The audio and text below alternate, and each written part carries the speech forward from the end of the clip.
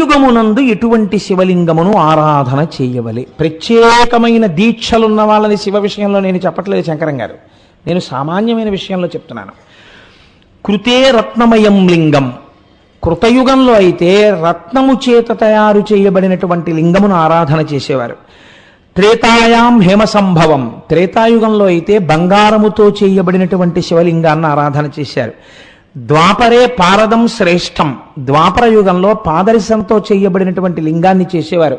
ఇప్పుడుకి మీరు త్రివేణి సంగమం దగ్గరికి వెడితే అలహాబాద్ బ్రహ్మాండమైన పాదరసలింగం దేవాలయం ఉంటుంది, చూసి తీరాలి నిజంగా, ఇంకెంత వెళ్ళిపోతాంగా. పార్థివంతు కలౌయుగే, కలియుగంలో అయితే పార్థివలింగాన్ని ఆరాధన చెయ్యాలి, అంటే మట్టితో చేయబడినటువంటి శివలింగాన్ని ఆరాధన చెయ్యవలే. ఈ ఆరాధన చేసేటప్పుడు శాస్త్రం అంది, మీకు ఇందాక చెప్పానే ఆఫీస్కి వెళ్ళేవాడు ఎలా పెడతాడో అలా